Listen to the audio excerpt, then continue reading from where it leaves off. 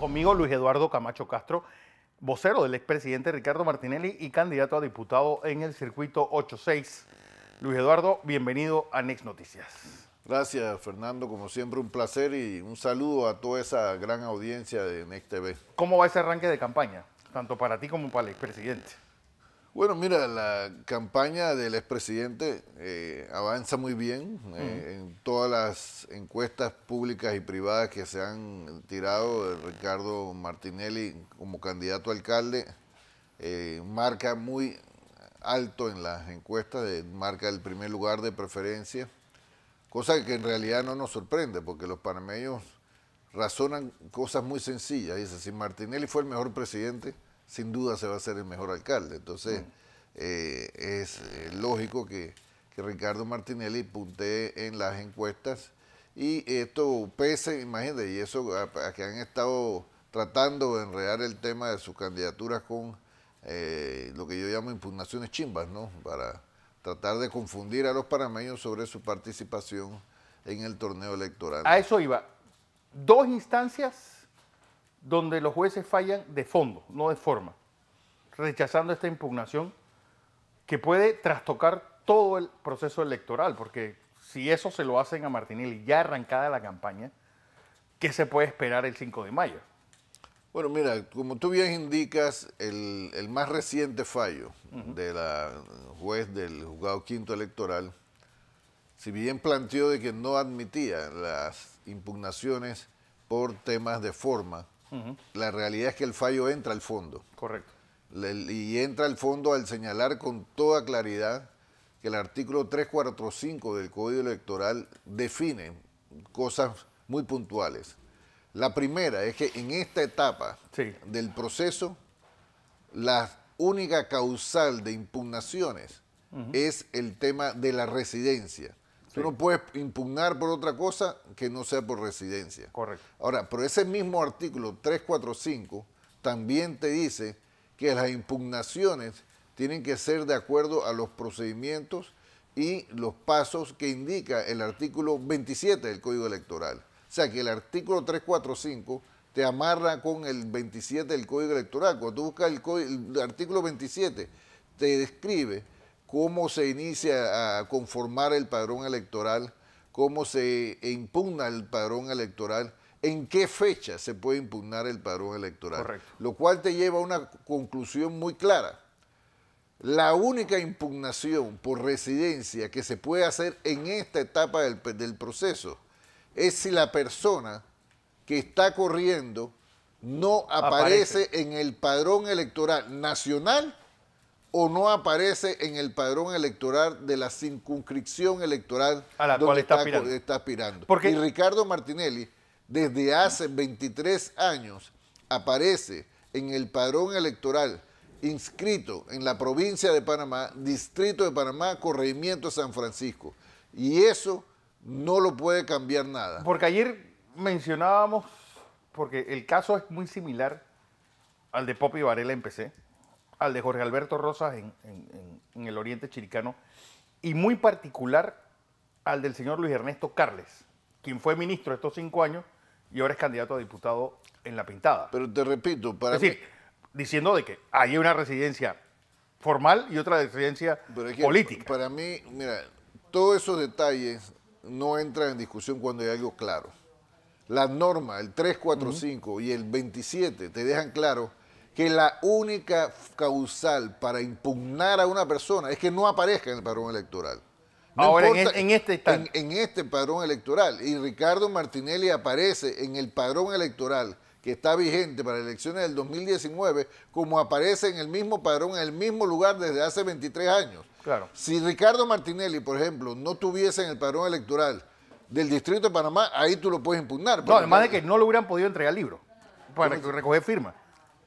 Efectivamente, pero vuelvo y te digo, lo importante es que la única causa, y es por eso que la juez rechazó inmediatamente la no admisible. Digo, por ejemplo, la única causal para impugnar a una persona es que no aparezca en el padrón electoral, que no es el caso de Ricardo Martinelli. Si los magistrados del Tribunal Electoral desatienden eso, lo que están manchando es el mismo el propio proceso electoral y la credibilidad del Tribunal Electoral. Mira, los magistrados del Tribunal Electoral tienen que ser algo bien consciente. A ver. Bajo el reinado de Pinilla, el Tribunal Electoral recibió los golpes más duros a su credibilidad. Bueno, lo de las elecciones permitía alianzas fuera de tiempo. Modificaron la ley electoral para robarle curules a cambio democrático. No, y permitieron una alianza en medio del torneo electoral. Y permitir una alianza posterior a las elecciones que no debió ser. Por eso te menciono que modificaron incluso las reglas del juego electoral en medio de las elecciones. ¿Para qué? Para justificar el robo de curules a cambio democrático. Ahora, los magistrados del Tribunal Electoral se han mostrado cuidadosos y apegados a la ley para tratar de recuperar esa imagen, esa credibilidad que necesita el Tribunal Electoral para el buen desarrollo, la transparencia y la paz. Porque este es un proceso que debe desarrollarse en paz.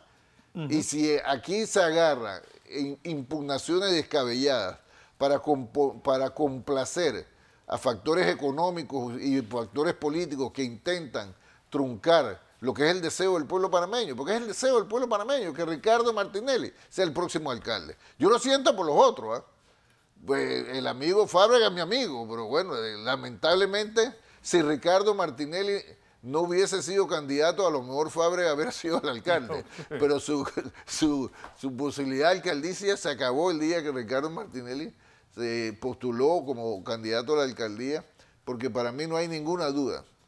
El próximo alcalde del Distrito de Panamá y diputado del Circuito 88 se llama Ricardo Martinelli Berrocal, porque la gente va a tomar esa elección como dos cosas. La primera, para ratificar que Ricardo Martinelli Berrocal fue el mejor presidente que tuvo Panamá, y como fue el mejor presidente de Panamá, va a ser el mejor alcalde.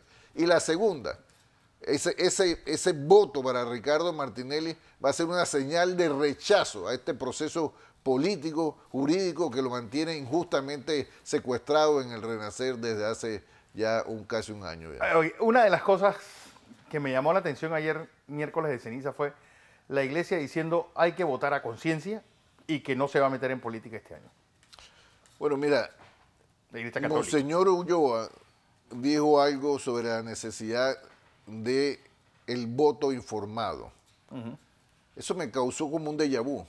Me llevó a ese mismo planteamiento que hizo la Iglesia Católica, mi iglesia, en el año 2014, y ese voto informado fue prácticamente un voto donde la jerarquía de la iglesia le endosó su apoyo a Juan Carlos Varela. Su apoyo a Juan Carlos Varela, y todos vemos ahora las consecuencias. Sí.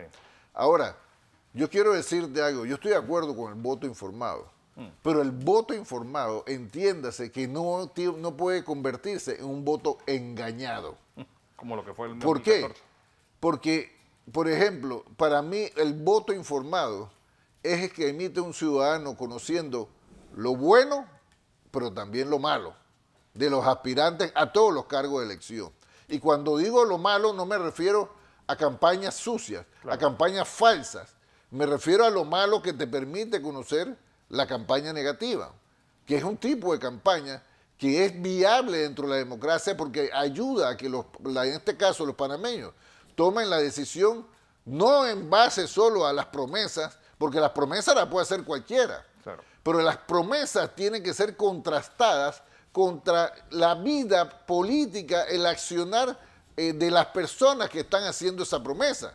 Y si aquí hay promesas, a mí me viene la gente del gobierno a prometer que este país va a estar mejor, yo no tengo que contrastarlo con lo que ha hecho este gobierno, que es destruir el país. Por eso, mira, yo soy candidato a diputado en el circuito 86. Correcto. Y mi discurso es el mismo. Yo le pido a los electores del circuito 86 que conozcan y recuerden mi trayectoria y que escuchen lo positivo y lo negativo que se quiera decir de mí. Eso sí, que no vengan a estar inventando campañas sucias que son mentiras. Yo voy como diputado a específicamente hacer de la Asamblea el órgano que nunca debió haber dejado de ser. Un órgano donde se discutan la caja de resonancia de la discusión y de la solución de los problemas del pueblo panameño. La Asamblea Nacional no está para ser amanuense de ningún gobierno. Ahí se tiene que discutir, porque este no es un tema de llegar a la Asamblea a aprobar leyes. Claro. Si necesitan leyes, se presentarán. Si se tienen que modificar leyes, se presentarán. Pero en la Asamblea lo que tiene que hacer, por ejemplo, es velar para que las leyes que ellos aprueban se cumplan, que es uno de los problemas que tenemos en Panamá. Pero además, tiene que velar porque se cumplan las promesas electorales que quien gana el Ejecutivo le hizo al pueblo panameño. Porque ese es el rol principal de la Asamblea Pero Nacional. al final, ¿cómo tú el vas de a tener fiscalizador? una asamblea, que la mayor parte de las leyes que ellos hacen o vienen del Ejecutivo o son leyes redactadas en algún buffet importante que se la dan a un diputado y ese diputado las presenta? Mira, es que lamentablemente... Sí, es que el juego está distorsionado. Mira, ahí tú tienes a diputados haciendo la labor de representante o de alcalde. Bueno, pero esa es la distorsión propia de los miembros de la Asamblea. Eso no es porque la ley, porque mira, si bien la ley tiene algunos absurdos, por ejemplo, los diputados no pueden presentar proyectos de ley. Fíjate, para ponerte un ejemplo, ¿no? Pueden prohijarlo. Ellos pueden presentar un anteproyecto que después es prohijado. Entonces, no es nada extraño que el Ejecutivo Sí, la iniciativa legislativa la hace el Ejecutivo. mande muchos proyectos de ley. Eso no está mal. El problema es que es que las leyes existentes no se cumplan. Por ejemplo, mira, yo escuchaba y ver los temas, los problemas del pueblo. Pues mira, yo escuchaba antes al amigo Blandón, que cuestionaba la propuesta de Rómulo Rux en el tema de las medicinas. Y diciendo que eso no acaba el tema del desabastecimiento de las medicinas del Seguro Social y que puede encarecerlo. Mira, eso que está diciendo Blandón puede ser verdad, sí, pero lo que dijo Blandón desconoce una realidad. Al pueblo panameño no le importa si la medicina le cuesta más al seguro. El pueblo panameño lo que quiere es su medicina. Esa es la realidad. El pueblo panameño lo que quiere, porque aquí se ha hablado mucho de muchas fórmulas para combatir el desabastecimiento de las medicinas, y el negociado de la farmacéutica sigue. Sí. O sea, que para mí la propuesta de Blandón, perdón, de Rómulo Rux, es una propuesta que se encara un problema que tienen los panameños y que tiene que ser solucionado. Que cuando tú llegues con una receta, tú tengas el acceso a una medicina en el momento que lo necesitas. No que vas a una receta, no tengo. Entonces cuando te mueres, que entonces sale la receta. Entonces, esto no es, aquí hay cosas que se necesitan resolver en primer orden.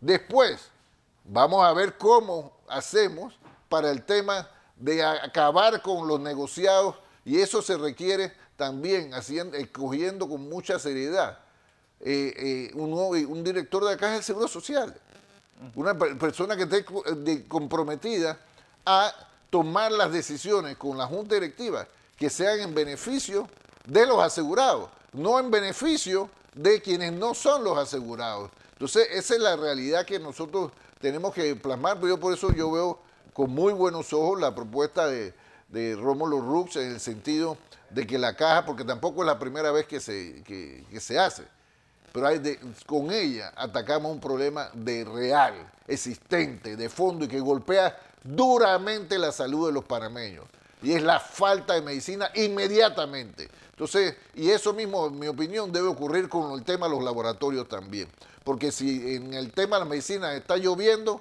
en el tema de los laboratorios no escampa. Sí, los reactivos, acuérdate que está la misma distribuidora. Entonces, de eso estamos hablando. Ahora, si eso, para mí, lo que yo sí te quiero plantear, por ejemplo, en materia de mi posición, que sería en la Asamblea Nacional, por ejemplo, el tema del seguro, no me vengan con el cuento que la manera de resolverlo es aumentar la edad de jubilación. Con el voto de Luis Eduardo Camacho no van a contar para aumentar la edad de jubilación de los panameños. Porque la densidad de cuotas. Ni la densidad de cuotas. Aquí los problemas, por ejemplo, de la Caja del Seguro Social, tienen que resolverse fundamentalmente con una reconstrucción, una reingeniería de la parte administrativa de la Caja del Seguro Social, y también una reingeniería que incluya, por ejemplo, la evaluación de la propia prestación a través de dos sistemas diferentes. Eso tiene que examinarse, pero te repito, si yo llegara a la Asamblea Nacional, Dios primero, así lo indican en este momento las encuestas que estoy marcando como el candidato más alto de intención en CD y estoy tercero marcando en la general. Y si eso ocurre, te digo con toda claridad que con mi voto no cuentan para aumentar edad de jubilación ni para aumentarle las cuotas a los panameños, porque primero, para poder siquiera considerar eso, que en mi parte no es necesario, se requiere mostrar una eficiencia administrativa que le diga a los panameños: hey, acá mi dinero está siendo bien administrado, las cuotas están siendo bien administradas y se están resolviendo mis problemas, el problema de salud de los asegurados, que ahora mismo no se está que es lo que no se está resolviendo. Luis Eduardo Camacho Castro, vocero del expresidente Ricardo Martinelli, hablando sobre esta impugnación a su candidatura a alcalde y a diputado, además candidato a diputado en el circuito 8-6, Alianza y de Cambio Democrático. Bueno, mi candidatura principal es el Cambio Democrático, porque en ella se cuenta para cociente y medio cociente. En el tema de Alianza es el tema del residuo electoral. Desde mi candidatura principal soy el número 7 en la casilla del Partido Cambio Democrático. Listo. Luis Eduardo Camacho, gracias por estar con nosotros.